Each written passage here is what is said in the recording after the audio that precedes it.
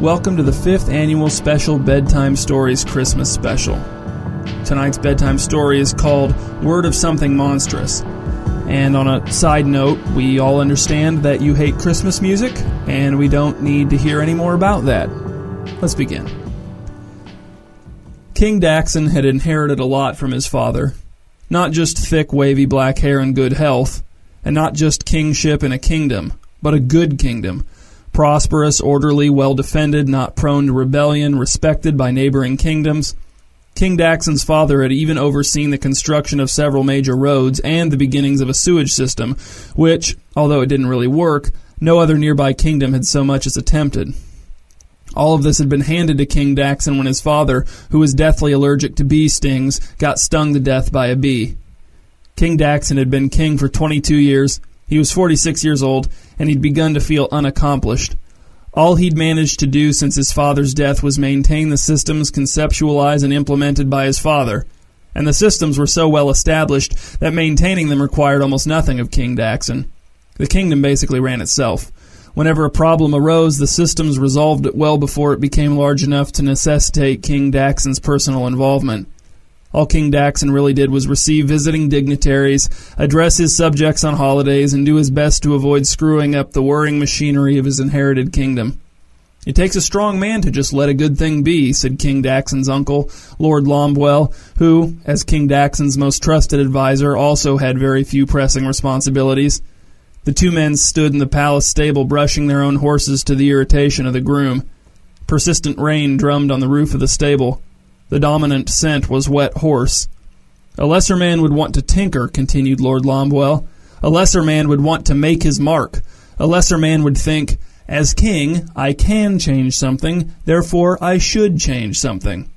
"But I do kind of want to change something," said King Daxon. "No, you don't," said Lord Lombwell. "You're too smart to fall into that trap." "Maybe I could improve something, though," said King Daxon. "I could make a good system better." "There's an old saying that I think applies here," said Lord Lombwell. "If it isn't in need of repair, then do not trouble yourself to repair it." "Huh," said King Daxon. "Catchy." 2 weeks later, as King Daxon slipped out of his box seat in the palace theater to escape an interminable play and get some fresh air on the balcony, he overheard two guards talking. Specifically, he heard one of the guards say, "He brought word of something monstrous in the lands of King Mitchum." "Excuse me," said King Daxon. "Who brought word of something monstrous in the lands of King Mitchum?" King Daxon and the guards were the only three people on the balcony. Everyone else was still inside, entranced by the interminable play. "No one, Your Highness," said the guard. "Just a wanderer, a vagrant really, spreading rumors." "Rumors about something monstrous?" asked King Daxon. "Like what? A plague? An invading army? A treacherous plot?" The guard seemed hesitant to answer, glancing at the other guard for support. "None of those, Your Highness. It's all nonsense, I'm sure." "Oh, just tell me," said King Daxon. "You're not going to get in trouble." The guard shuffled his feet and cleared his throat. "Well, Your Highness, this vagrant wanderer claims that something monstrous has been attacking the lands of King Mitchum, attacking his subjects, his knights and soldiers. The whole kingdom lives in terror of it." "So when you say something monstrous," said King Daxon, "you mean a monster?" "I suppose so, Your Highness," said the guard, but the vagrant wasn't very clear. "He did say that King Mitchum is offering a lordship to anyone who can rid the kingdom of this monstrous thing, though." "Sounds like a good deal," said King Daxon. "Too bad I'm already a king, otherwise I might take him up on that offer."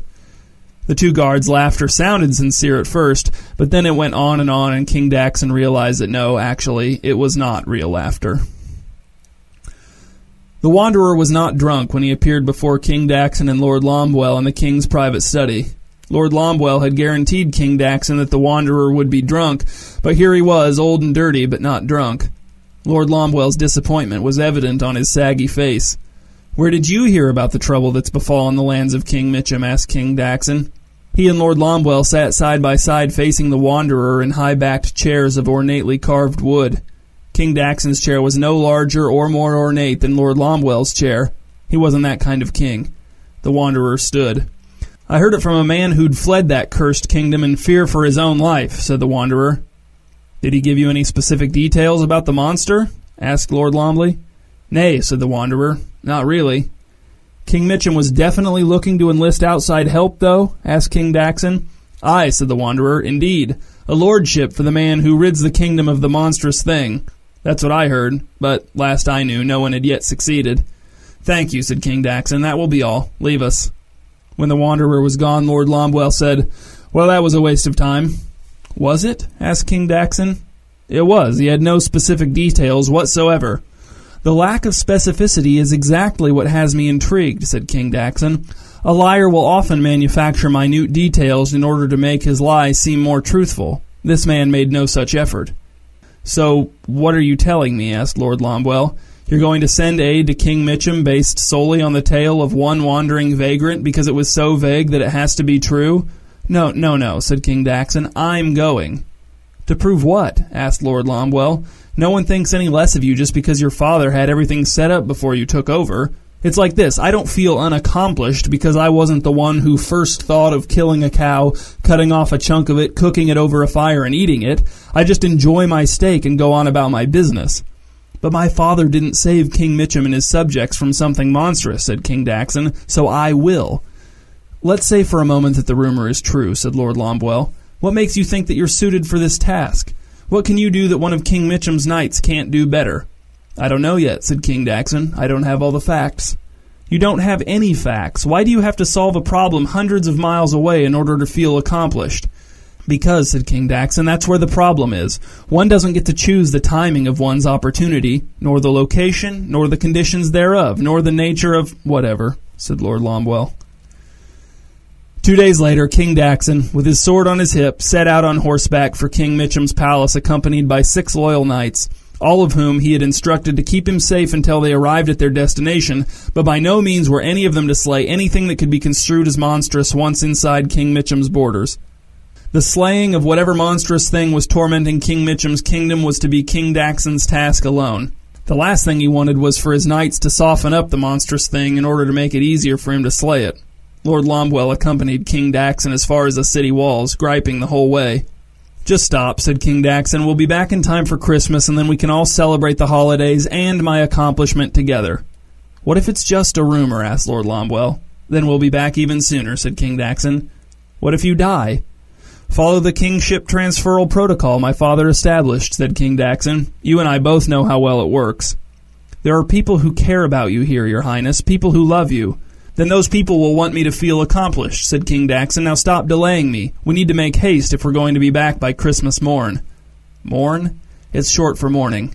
And with these words, King Daxon gave his horse a light kick and passed through the city gates and out into the world. King Daxon and his men traveled by day and camped along the side of the road by night. Then, when the road ran out, they made their way along horse trails and dirt paths maintained by the frequent use of local peasants. And then, through a series of small bad decisions, King Daxon and his men got hopelessly lost. They argued constantly about whether or not they were going the right direction. Snowfall became a regular occurrence, slowing their progress and making it even more difficult to find any paths that may have led them back to a main thoroughfare. As the days passed, King Daxon and his knights struggled to find enough game to feed all of them. The knights often sacrificed their portions entirely so that their king could receive nourishment. At night they huddled around a small fire and shivered, their swords close at hand in case they were discovered by wolves desperate enough to challenge 7 men. King Daxon tried to keep track of the days, but they all began to run together and he lost count. The horses, weakening by the hour, struggled with their footing in the snow. 2 had to be put down after stepping on large rocks concealed by drifts and breaking their legs. A 3rd broke its tether in the night, ran into the woods, and was killed by wolves. The knights had to ride 2 to a horse. The surviving horses were dangerously overburdened. King Daxon prayed that, assuming they were at least close to King Mitchum's lands, something monstrous would not find them yet. He did not feel up to slaying much of anything, least of all something monstrous. Then, at last, the weary party found the road to King Mitchum's palace. It was slushy and muddy and not nearly as good as the roads King Daxon's father had commissioned and overseen in his kingdom, but it was a big step up from frozen, merciless wilderness, and it gave King Daxon and his knights a direction. After traveling along the road for an hour, they discovered a sign shaped like an arrow pointing in the opposite directions with the words Capital City written on it. So they turned around and, slumped, hunched, and in the dumps, headed in the right direction, which was, of course, straight into the rotten teeth of the wind. By virtue of being royalty, King Daxon, along with his men, was ushered through the city walls and escorted to the palace by a retinue of guards with all available haste. As King Daxon and his knights slid off of their horses in the palace courtyard, 2 of the knights fell to their knees and couldn't muster the energy to rise. King Mitchum's servants swarmed around King Daxon, chattering at him about accommodations, hot food, hot drinks, hot baths, but King Daxon would have none of it. "Care for my knights. I'm fine. One of you take me to King Mitchum at once. It's important that I discuss the purpose of my visit with him at once. He'll want to know why I'm here. At once." King Mitchum was in his banquet hall, feasting with dozens of lords, ladies, knights, wealthy merchants, and their families. The hall was decorated for Christmas with pine boughs, wreaths, sprigs of holly, red ribbons, and candles. The atmosphere was cheery and festive, and everyone sat at one enormous table nearly as long as the hall itself. King Mitchum, young and handsome, sat at the head of the table with his lovely wife at his right hand and his older brother, who had famously declined the crown for unspecified reasons, at his left hand. When King Daxon entered the hall, no one noticed him at first, but then the servant announced him in a loud voice, and the merry nobility fell silent and looked at him with curiosity and concern. King Daxon knew he looked bad, exhausted, soaked, gaunt. The fact that every other person in the room was freshly bathed, healthy, well-fed, and wearing his or her finest clothes only made King Daxon more self-conscious. "I apologize for the interruption," said King Daxon.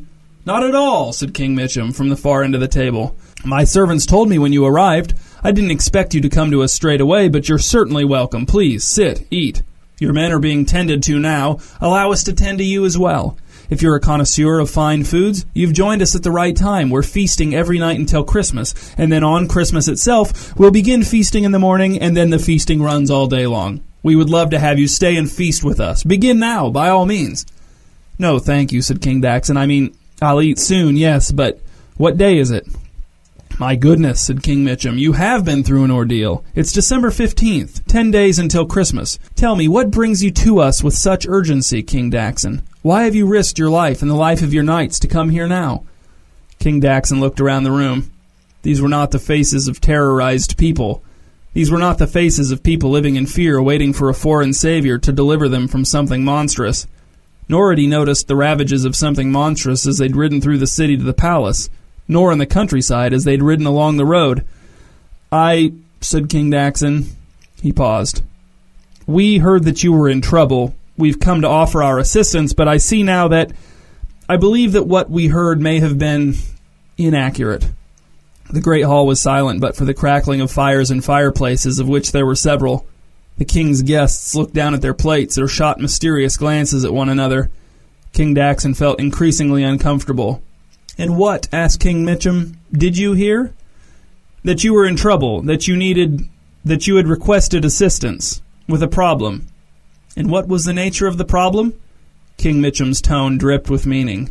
"It was vague," said King Daxon, "but apparently it was just a false alarm, so I'll retire to my quarters now if a servant would be so kind as to show me the way."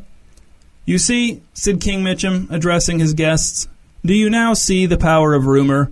One absurd tale planted in the ear of one disreputable yokel, and within less than a year, a king from hundreds of miles away travels through snow and cold, nearly dies along with his men, and arrives on our doorstep to slay something monstrous. And the rumor that brought him here? Utterly lacking in specific detail. Incredible. Even I never suspected we'd get a king. A king!" He turned his gaze back to King Daxon. "My friend, I'm sorry to have to tell you this now, but there is nothing monstrous for you to slay in this kingdom. You have been the unwitting participant in a grand social experiment concerning the power of rumors. While I apologize for the inconvenience to you and your men, I also thank you for being such a powerful lesson from which I pray my subjects will learn much. If even a king such as yourself can be persuaded to act unwisely based solely on rumor, who among us is truly safe if we are not vigilant?" King Daxon wanted to melt through the floor or evaporate up through the ceiling or just explode in a burst of hot guts all over the assembled nobility of King Mitchum's kingdom, some of which were now doing a poor job of concealing smiles. "Tell me this," said King Mitchum. "The man who relayed the rumor to you, what was he like?" "He was not drunk," said King Daxon. "Not when I spoke to him. Not that I could tell, anyway." Someone at the table made a loud choking noise that was almost certainly caused by an attempt to stifle laughter. "I want you to understand that you are not alone," said King Mitchum. "You are the only king we've had offer us his services, but many of the most renowned bounty hunters, heroes, and traveling knights have called on us at various times since we first began the rumor. It just goes to show rumors are very powerful. In fact, King Daxon, I would submit that there is something monstrous in this kingdom, and in every kingdom. Rumor. The guests nodded and voiced their agreement. Some of them looked at King Daxon with open pity now. Some were incredulous. Others were mildly disgusted with him and his behavior. Others were already bored with him and whispered amongst themselves about hunting, weather, and political intrigue. "But," said King Mitchum, "you and your men are welcome to stay as long as you'd like, and we would all greatly appreciate your presence at our nightly feasts. I do feel a little guilty about how this has played out for you, although you really should not have believed such a baseless rumor. But nevertheless, I'd like to make it up for you in hospitality. Please, King Daxon, make yourself at home." "Thank you," said King Daxon. "I'll try." In the following days, King Daxon feigned illness in order to get out of participating in the feasting. Attending would have been far too awkward. Instead, he stayed in his well-appointed quarters and berated himself for his stupidity, felt guilty, and cursed King Mitchum, the nobles of King Mitchum's kingdom, and social experiments in general. He would have left immediately for home, but his knights were in bad shape, the surviving horses were in bad shape, and although the snow had stopped falling, the temperature had plummeted, so that when King Daxon opened a window for just a few seconds to throw out the body of a mouse he'd killed in his room, the frigid air felt as if it were plucking the life out of him through his face skin. He and his knights would almost certainly all meet their ends if they tried to set out for home now, and then his gullibility would become so legendary someone would probably make a dumb song about it. King Daxon's knights had taken the news of the futility of their mission pretty well.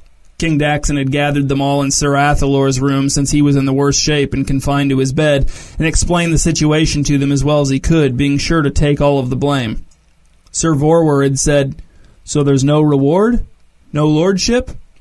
And King Daxon had explained that the reward was for slaying something monstrous, and that since there was nothing monstrous, not literally anyway, no, there was no reward. But also that he, King Daxon, would not have accepted a lordship anyway, because he was already a king, and a king is higher than a lord, and besides, who would want to be a lord alongside all those smug imbeciles yucking it up down there in King Mitchum's banquet hall?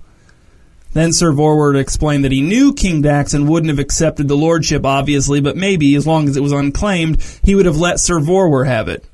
Then King Daxon had told the knights that if any of them were going to get lordships, they were going to be from him in his kingdom, but not to get their hopes up, because in his kingdom, lordships were not given away frivolously. Then he'd forbidden them from joining in the feasting down in the banquet hall and returned to his quarters. On the 23rd of December, in the darkest of early morning hours, King Daxon, with 2 candles burning in his room and a pile of blankets covering him to his scalp, had a revelation. The fact that King Mitchum had fabricated the rumor about something monstrous plaguing his kingdom did not necessarily negate the possibility of something monstrous residing in his kingdom, perhaps preparing to mount an assault, or perhaps already beginning to plague the kingdom on a small scale.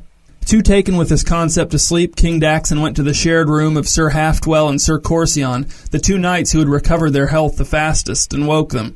"Saddle up," he told them. "We have a mission." Hours later, the sunrise found King Daxon, Sir Halfdwell, and Sir Corsion miles from the city, riding out on the same road on which they'd ridden in.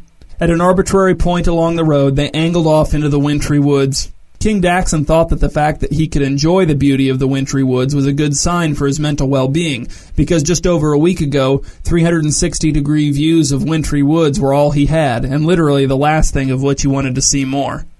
"If we find something monstrous, do you still have to be the one to kill it?" asked Sir Halfdwell. "That would be ideal," said King Daxon, "but as long as we undermine the findings of the social experiment, I think I'll feel accomplished. It's more about seeing the look on King Mitchum's face when we walk into the banquet hall and throw the severed head of something monstrous at his feet." The wind rattled the naked treetops, but King Daxon and his men barely felt it down among the trunks. The horses were nervous, perhaps haunted by memories of their compatriots' broken legs and piteous whinnying, but the ground beneath the snow was firm and even. "Look for tracks," said King Daxon. "Giant footprints, unnatural footprints. Look for blood on the snow. Look for gashes in tree bark or on rocks as if from savage claws. Or, if it's monstrous enough, entire trees felled. Look for the entrance to a lair, such as a cave."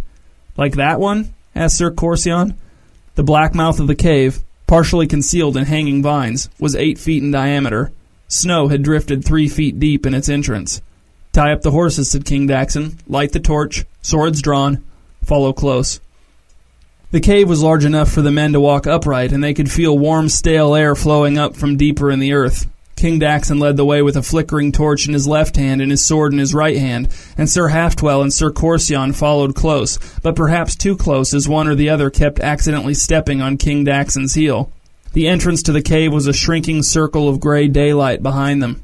Then the passage veered to the left, and the men could see only what the torchlight touched, the wet rock walls gleaming and streaked black, each other's faces tense and intense, loose stones on the cave floor over which it was too late to avoid stumbling.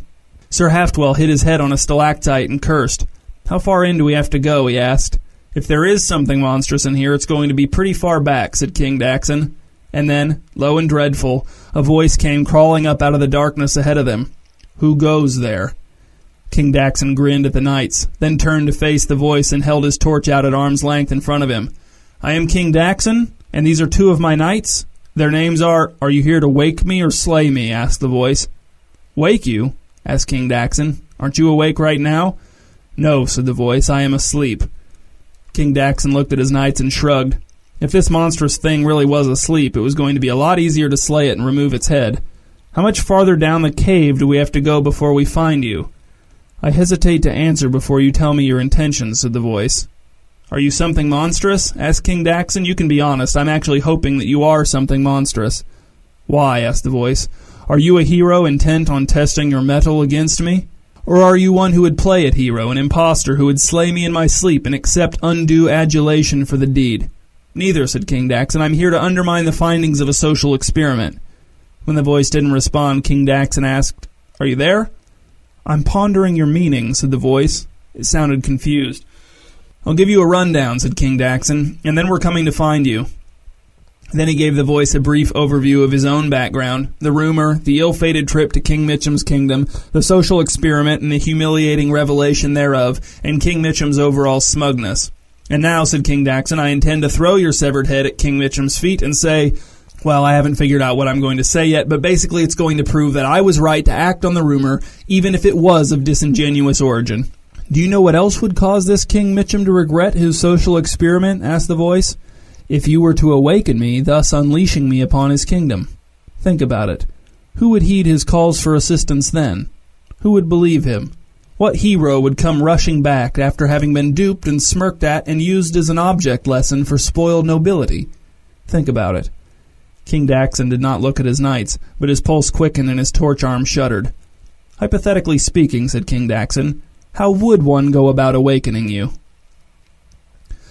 Christmas morning had come and gone, merry and bright. It was now an hour past noon, and the feasting in King Mitchum's banquet hall was in peak form, as if all the prior feasts had been rehearsals for this singular performance. Everyone ate and talked and laughed and sang exactly as they should. It was into this supremely festive atmosphere that a servant escorted a worried-looking innkeeper with urgent news for the king. "Rise," said King Mitchum, after the innkeeper had knelt and asked permission to speak. "Tell me what troubles you." The feasting went on unabated. Only a few of the guests had even noticed the innkeeper's arrival, and even fewer had any inclination to give him a second look. "I bring word of something monstrous in your kingdom, your highness," said the innkeeper. "Oh boy," said King Mitchum, biting a deviled egg in half and feeding the other half to a pretty dog curled up on the floor under his chair. "And did you see this monstrous thing with your own eyes?" "I did not," said the innkeeper. "I heard from another." "This other," said King Mitchum, "a reputable source?" "He claimed to be a king," said the innkeeper, "but he was all alone and badly wounded. He told me to get word to you with all haste." "Oh, I'm sure he did," said King Mitchum. "I'm sure he's most concerned with my well-being, not to mention the well-being of the knights he abandoned here under my roof, who, incidentally, are here making merry with us on this most joyous of days, Christmas." "Yes, your highness," said the innkeeper. "I told his knights that whoever keeps Christmas the very best will be granted a lordship. See how they carry on, very merry indeed." King Mitchum paused. His smile vanished, and he looked the innkeeper square in the face. "There is something monstrous in this kingdom, sir, as there is in every kingdom under the sun. Rumor. Get a drink for your horse, take a sandwich for yourself, and go. Go home. Neither spread nor listen to rumors. Teach your children likewise, and perhaps we, at least, will not succumb to something monstrous as the rest of the world has, is, or soon will." The servant took the innkeeper's arm and led him away, shamefaced and silent. King Mitchum took a moment to regather his merriment, and then his smile made a triumphant return, bigger and better than ever before. The Christmas smile of a comfortable king on Christmas, who considers the sources of all information, considers the source's motives, and demands that information be supported with evidence. The smile of a king who knows exactly what he knows.